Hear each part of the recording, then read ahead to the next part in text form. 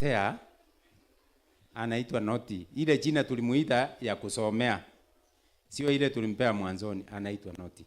I do not know kama msomaji yako atufungulie kitabu ya 2 Timothy chapter 1 verse 5. Na mwingine atuendee. Tumepata hiyo kwanza. Tusome ile. When I call to remembrance. Huyu ni Paulo anamwambia Timotheo. Huyu ni Paulo anamwambia Timotheo maneno yafuatayo. When I call to remembrance the unfeigned faith that is in you, which dwelt first in your grandmother Lois and your mother Eunice, and I am persuaded that in thee also. Sasa niliwauliza kwamba kuna viongozi watatu nyumbani, baba, mama na aunti. Nani amefundisha Timotheo? Kulingana na Paulo, imani aliyokuwa nayo Timotheo ilitoka kwa nani? Hapana. Ilitoka kwa mtu anaitwa Lois. And who was Lois to Timotheo? Nyanya yake. Yaani nyanya akafundisha dota yake, dota akafundisha mtoto wake. So this is a challenge to us, the three leaders in the home, particularly the mothers. If you don't train your child and you are leaving your maid to do it for you, sasa you are training Naughty. I do not know whether we are communicating. If you are a woman, a mother, it is unfortunate for an orphan whose mother is not alive today. But if you are alive today, follow Lois and Eunice and train God is tomorrow charge. Tunapatana hapo? Tumeelewana hapo? So, hiyo ndio kifungu cha kwanza. Tulikuwa tunaingia kifungu cha pili.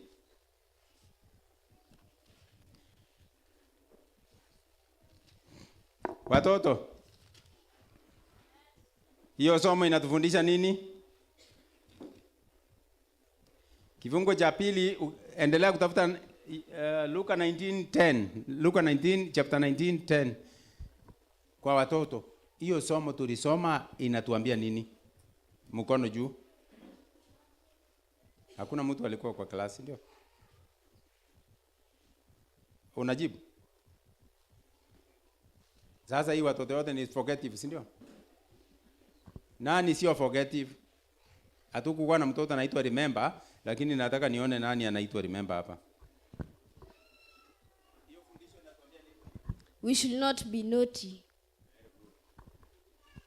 Alternatively tuwe nini? Muliona obedient akipotea? Mama yake alimpata nyumbani. Basi kila mtoto awe obedient to his or her mother, so that uwe mtoto mzuri. Kifungo cha pili kilikuwa kinatoka Luka chapter 19 verse 10. Na kinasema hivi, for the Son of Man is come to seek and to save that which was lost. Sasa mama yako mzazi ambaye alikuja mpaka kwa shimo kutafuta mtoto wake, huyo mama alikuja na anti? Ni mama tu sababu ya uchungu ya mzazi alitafuta mtoto wake kutoka namba 11 mpaka akakuja kumpata namba 10 akiwa ndani ya shimo. Na huyo mama ndiye alitoa mtoto. Huyo mama alikuwa amekula huko nyumbani. Ichapo alikuwa amepika chakula akule na watoto wake karibu saa 12 jioni. This woman did not eat. Huyo mama hakula sababu ya uchungu wa mtoto wake, akamtafuta mpaka wakati alipompata ndio wamekuja kula midnight. So huyo mama si mwingine. Ni nani? Ni Yesu Kristo. Ndio alituumba, akatuambia, akatupatia maagizo ya kuishi dunia hii. Tukaasi, tukapotea, akarudi kukufa mtini ili atuokoe. He came to seek and to save. That is the message. Sasa tukiwa hapo, tunataka tuende kwa sermon ya watu wakubwa. Ile nani anakumbuka kifungu ile kile mtoto alisoma? Sasa hii ni watu wakubwa. Sasa sio, wacha tuone kama watu wakubwa pia wanasahau ama ni watoto usahau. Kuna kifungu mtoto mdogo alitusomea kutoka kwa Biblia, ikiwa na vifungo vitatu. Nani anajua? Ni gani? Genesis chapter 41 verse 38 to 40. Na imewekwa. Sasa ninataka kuanza nyuma kabla ya hiyo kifungu. Ninataka nijiulize, kila mtu anajua Farao, si ndio? Hata kama huku muona Farao alikuwa mtu wa wapi? Alikuwa nini? King of Egypt. Wewe utakula keki saa 7 wewe unione saa 7 utakula keki. Sasa huyo mtoto mdogo amesoma history kwamba Farao was king of Egypt. Amepata ama hajapata? Swali ya pili, was Farao a Christian? Watu wakubwa, Farao alikuwa ana attend church kama sisi hapa? Hakuwa Mkristo. Na sasa alijuaje? Hiyo sentence inasema, and Pharaoh said unto his servants, can we find such a one as this, a man in whom the Spirit of God dwells? Farao hakuwa Mkristo, lakini Farao anajua Mungu. Does this statement tell us that Farao knows God? So it means kwamba watu wa mataifa walio nje huko pia wanajua Mungu, hata kama hawaji kanisani wanamjua Mungu. It also follows that our deeds, we who are in this house, in this church, when we go out there and do certain things, the people will know that we, like Joseph, have the Spirit of God in us. Inawezekana matendo yetu huko nje yatuuze kwa uzuri ama kwa ubaya. That is why you are here. Hiyo ndio sababu tumechanganyika hapa, ili tuweze kujua vile Mungu anahitaji. Kama Farao an atheist, an idolater, ambaye huko walikuwa wanaabudu the sun god, the moon god, the god of harvest and every kind of god, but he knows the true God and his Spirit. He can identify it in Joseph. Now let us see how this spirit of Joseph was identified by Pharaoh. Joseph was one of the 12 sons of who? Jacob. Joseph was one of the 12 sons of Jacob, and out of his dreams and his obedience to God, Joseph was obedient to God, and he was righteous and truthful even to his own father. For what reason? His father made him a coat of many colors. Baba akamshonea koti ya rangi nyingi kama ya prince. So hiyo koti ikatia ndugu zao kiwewe. Wakachukizwa kwamba kwa nini hii mtu anaotaota ndoto na anatustaki kwa baba yetu. Whenever they do wrong, yeye anawastaki kwa baba yake. So wakamchukia. One day they wanted to kill him. But Reuben, his eldest brother, akaona hawataua ndugu yao, na yeye ndiye atakuwa accountable to his father, being the eldest son. Akasema tumuue, afadhali tumutupe wapi? Kwa shimo. Wakamtupa kwa shimo. While he was away, a little distance away from them, they saw the Ishmaelites. Mnajua Ishmael? Ishmael alikuwa mtoto wa nani? Alikuwa mtoto wa Ibrahim. Alikuwa brother to Jacob. No, uncle to Jacob, isn't it? Alikuwa uncle ya Jacob. So huyu mtoto anatupwa kwa shimo ni nephew yake ya Ishmael. Ukoo ya Ishmael ilikuwa inatoka mahali ikielekea Misri. Wakapitia kwa watoto wa Yakobo. Wale ndugu zake wakauzia ukoo yao ambao inaitwa Midianites ama Ishmaelites. Wakaenda naye Egypt. Kule Egypt wakakuta mkuu wa majeshi ambaye alikuwa anaitwa nani? Potiphar. You remember the hiyo? Potiphar akachukua Yusufu kwa nyumba yake, akamwajiri kama kibaraka, kama houseboy yake. Lakini kwa sababu ya utukufu wa Mungu uliokuwa ndani ya Joseph, ambao Farao mwenyewe aliuona, But Pharaoh comes to see it later, much later.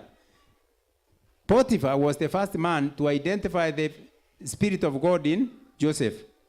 Hakampa mamlaka ya kuchunga vitu vyake vyote katika nyumba yake. But you know, the story is long.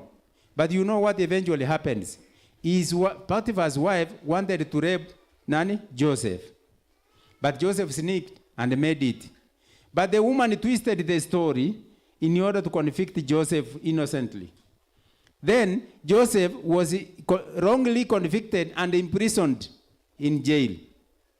It was in jail that he meets two other convicts, two other prisoners, who came from the palace of King Pharaoh. One was a butler, the other was a baker. A butler is a person who invites people to State House and prepares rooms for them where they can sleep, prepares a table for them where they can eat. Whatever reason that this person found himself in jail, we do not know. But we are told that the butler found himself in prison with the baker. So one night, both the baker and the butler dreamed. One of them dreamed that there was a fig tree, a fine tree, that had 3 branches. And the branches had given very many fruits. And he picked the fruits that I call grapes. And he squeezed them into a cup and gave Pharaoh, the king. Then he was troubled. The other fellow dreamed that there were 3 baskets, one on top of the other on his head, which were in whose somebody had put some meat. And the birds of the air came and picked the meat and went with it. He too was disturbed. And they came to Joseph in the morning and told him their dreams. Then Joseph told them, it is God who has the power to explain dreams. But God enabled Joseph to tell them their dreams. With the butler, Joseph told him that after 3 days from today, within 3 days, Pharaoh will give remission to you. Remission is forgiveness. And then you will get out of prison, go to the palace, and resume your work. This man was very happy. And then Joseph commissioned him by telling him this. When you go back to Pharaoh, kindly remind him that I've been left behind, so that he will also think about me and set me free. Did the butler remember this? He went to Pharaoh, got his job back, and forgot all about Joseph. The second man, after 3 days, he was hanged and died. And the birds of the air took his flesh as meat, as the dreamer had told them. Now, it came to the time of the king, Pharaoh, to dream. God brought 2 dreams to Pharaoh. Pharaoh pia akaota kwamba kuna ng'ombe 7. Pharaoh amesimama kwa ukingo wa mto huko kwao. Ng'ombe 7 wakatokea ndani ya maji, wakakaa kando hapa, wakaanza kukula nyasi in the neighborhood, mahali amesimama. Kisha muda kidogo baadaye kukatokea ng'ombe zingine konde sana. Konde ni Kiswahili sahihi? Wale watu wamesoma Kiswahili mufti. Lakini mnaelewa my point, isn't it? No, never mind about it. Wasungu wanasema it's not what I say that matters, but how I say it, isn't it? What you say matters less than how you say it. So the point that I'm putting across remains the same. My literature is the only awkward thing, isn't it? So wale ng'ombe konde wakatoka baharini, wakakuja wakawala wale ng'ombe wanono, lakini hawaku change shape. Si tuna expect mtu akikula kitu munono hata yeye mpaka changamuke aonekana amenona. Wale ng'ombe konde walipotoka ndani ya mto, wakakuja wakawala ng'ombe 7 wanono, hawaku change shape, hawakuonekana kama walikula. Farao akakutuka kwa usingizi wake asishindwe kulala tena. Akajaribu kuwaza na kuwazua kumetokea nini? Hakupata. Akarudi akalala. Kisha baadaye akastukia kwamba ameona finga 7 za wimbi. Zimetoka pia majini, zimekuja zikiprout hapa juu. Na kisha baadaye zingine konde zikakuja zikameza zile nono. But the dream looks the same but using different objects. But still it was difficult for him to understand. Akaita Farao, mnakumbuka wakati wa Musa? Wakati Musa anarusha vimbo chini, what happened? Inakuwa nyoka. Farao akaambia Musa, hii tu ndio unanidanganya nayo. These magicians wanafanyanga. Akasema niitie magicians waoneshe hii Muhiburu kwamba hii si kitu. So Pharaoh was depending upon the magicians, the wizards and the fortune tellers.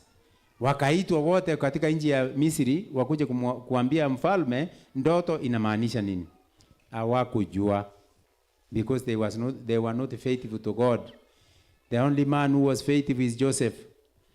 So wale walipodua wakashindwa kusema, wakamwambia kwamba sisi tumeshindwa.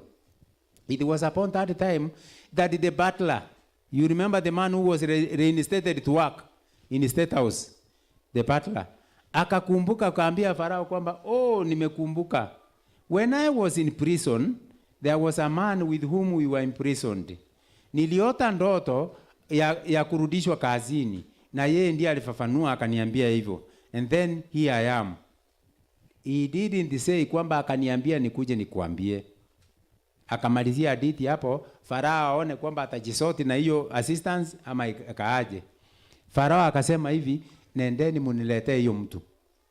Yusufu akikaa gerezani akastukia majeshi wamekuja kwamba wewe ndio Joseph Folas. Wakamleta kwa Farao. Farao akamuuliza, wewe unaweza kufafanua ndoto? Akasema si mimi. Lakini kama angekuwa Msabata angesema nitafanya. Kama angekuwa Msabata asema hiyo nitafanya. Lakini yeye akasema si mimi. There is God in heaven who interprets dreams. He will do. That is the man. So akamwambia, nilipolala nikaona ndoto aina hii na aina hii na hii. What do you tell me? Joseph akamwambia, ndoto ya mfalme ni ngumu. Hivi ndio inamaanisha kutatokea miaka 7 ya mavuno mengi nchini Misri.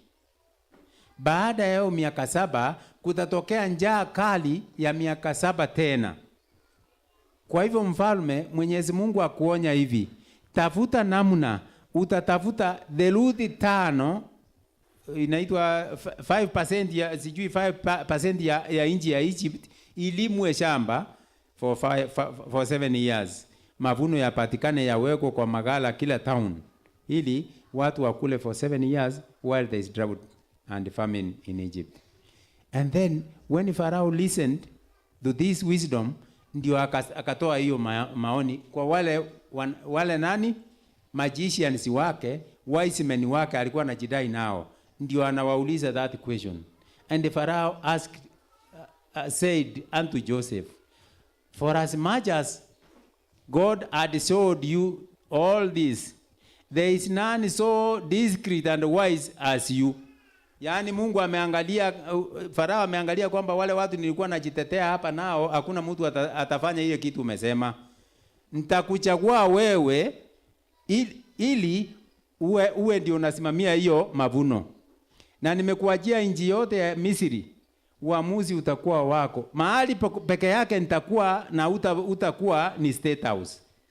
What a great honor or appointment.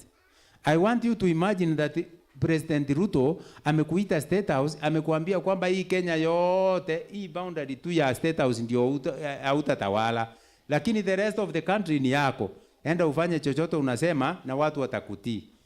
That is the message from Pharaoh to Joseph. That is a great message, isn't it? Sasa ninataka kuuliza swali. Hii swali nauliza hii church. Where shall we get a person, an ambassador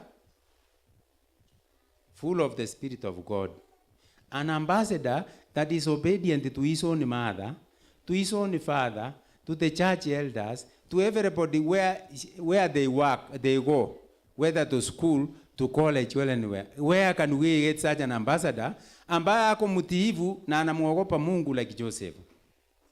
Where shall we get a youth ambaye anamuogopa Mungu, anasoma kitabu ya Mungu na kufuata maagizo ya Mwenyezi Mungu, ili awe mfano ya Yusuf katikati ya kanisa ya wendani. Where shall we get a woman from our women ministry with the Spirit of God? A woman who akipika lunch anaita Derek, njoo. Derek wako watu 11 wakicheza machi huko. Na wao wanajua kwamba unajua grupu ya Derek wale wanacheza pamoja, wana believe kwamba any woman is our mother. That is how they believe.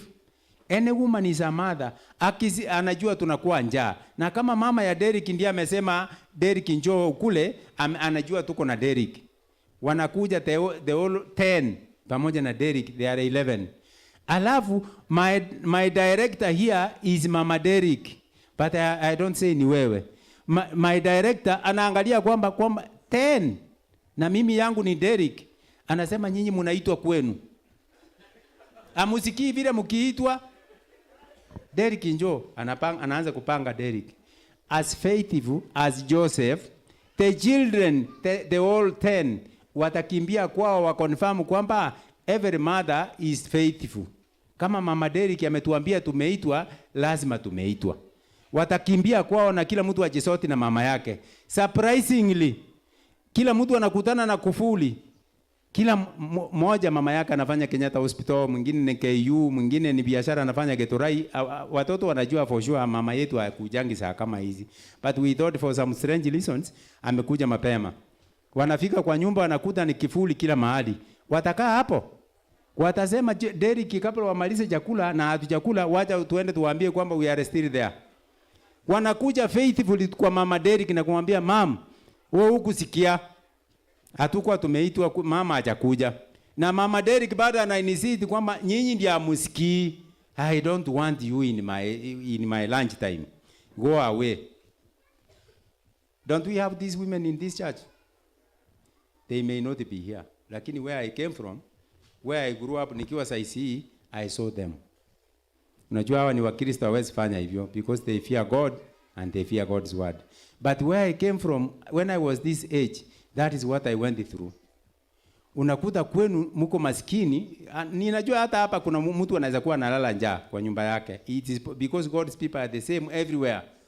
Hata hapa kuna mtu analala njaa na hapa kuna mtu chakula ya jana haiwezi kuliwa asubuhi, inatupwa kwa dustbin. Na hawezi kupea Derek. Anasema aenda kwenu. Anajiwekea chakula yake na watoto wake. Then swali inaulizwa, where shall we get a woman full of the Spirit of God like Joseph, ambaye anajua kama kila mtoto ni wa Mungu, si Derek peke yake. Derek na wale marafiki walikuwa wanacheza nayo, chakula wacha iwe kidogo, kila mtu aonje aende, wewe ubaki na baraka zako, kuliko kufanya hivyo. Mama wengine analeta visani, anajifanya kwamba she is slightly better than my director, because my director ni in this case tunamtumia kama teaching aid, isn't it? Yeye ni mchoyo. There is another one who pretends kwamba yeye ako more generous. Yeye atakawia watoto chakula, lakini sahani ya mtoto yake imekuwa mlima. Wale wa wengine anawaogea kadogo kadogo, lakini anajiconvince kwamba afadhali mimi nimewalisha. Nani ataenda kulisha wangu huko kwao? That is not the Spirit of God. So we are looking for a woman in whose heart is the Spirit of God, like Joseph. A man with the Spirit of God, like Joseph. In this church are men. But these men, because they are faithful Christians, they are not like the people from where I come, not Moyoko here, from my rural home. Where a man amepanda miti karibu na mto, na huko hakuna gas na hakuna stima ya kupika. Wanawake wanaenda mbali kutafuta kuni na kutafuta maji, hakuna tapu huko. Mama aende mto atafute maji, aende mahali atafute kuni, alete nyumbani.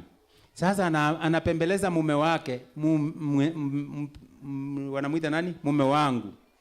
Si utukatie mti moja tupate kuni. Tunasumbuka sana na kuni. Mzee anasema miti ya nani? nione mtu ameangusha miti yangu hata moja.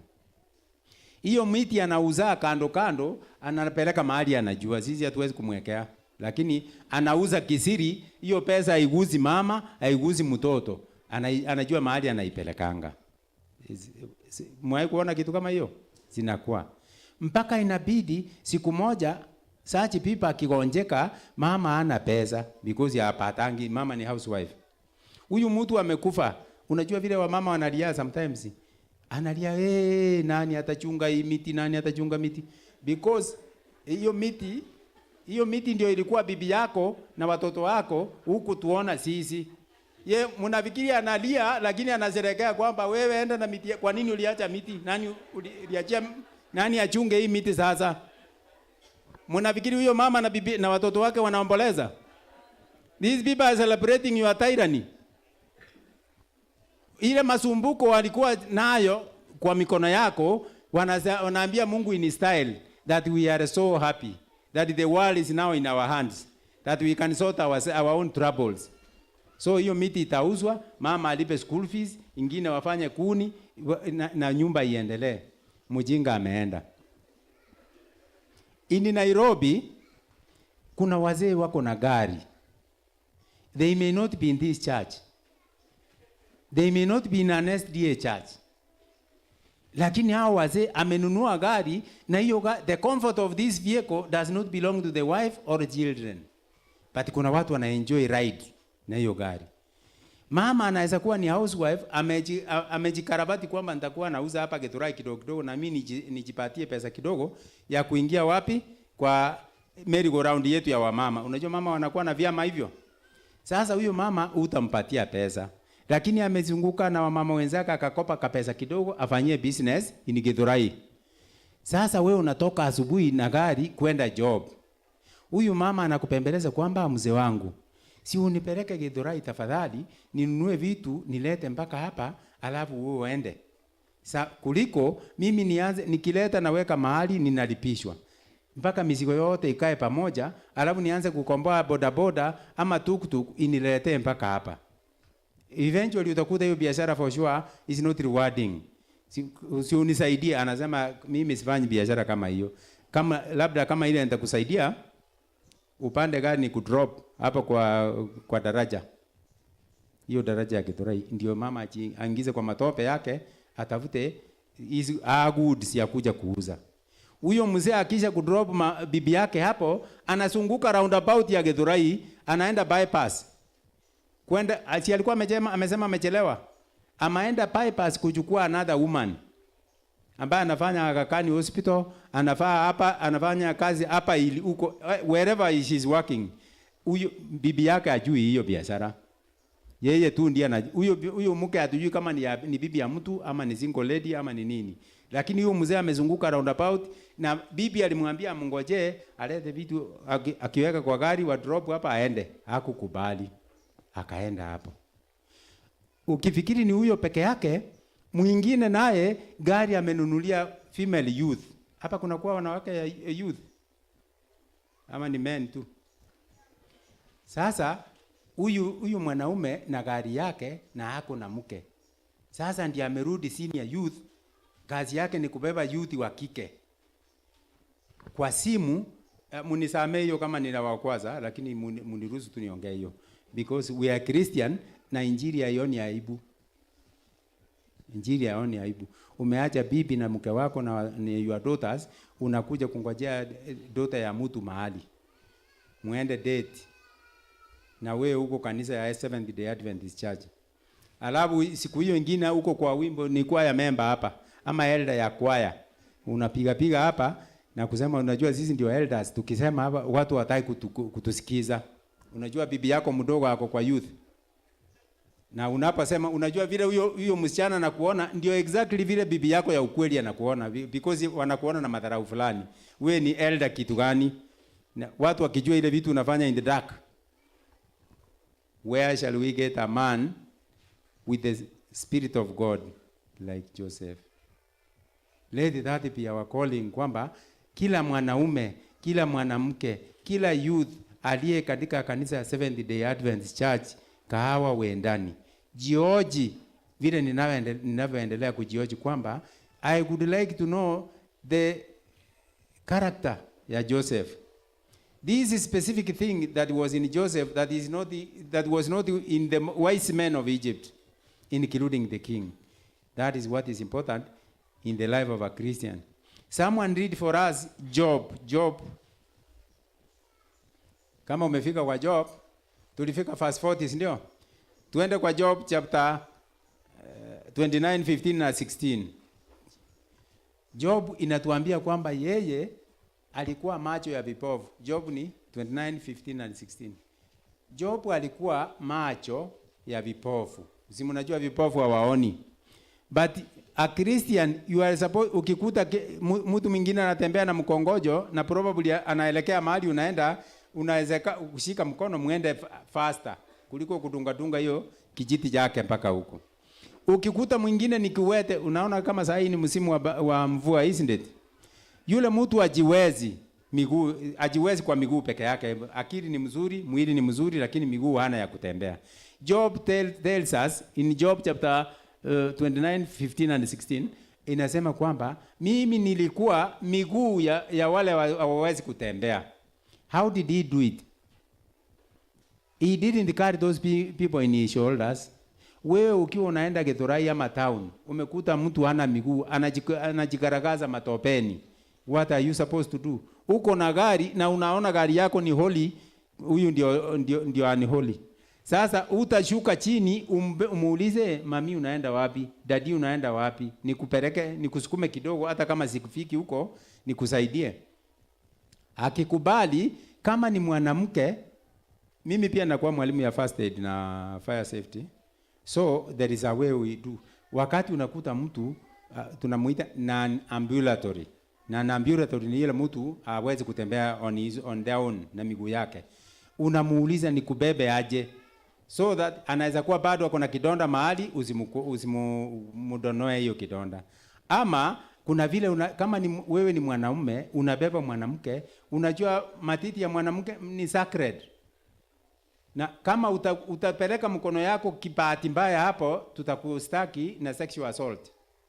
Na yeye atafikiri ilikuwa your intention kufanya hivyo kwa vile ulijua yeye ni mwanamke. The best thing, ongea na yeye nikubebe aje. Kama utaingiza mikono kwa kwapa, hiyo mikono itakaa straight bila kulalia kifuani.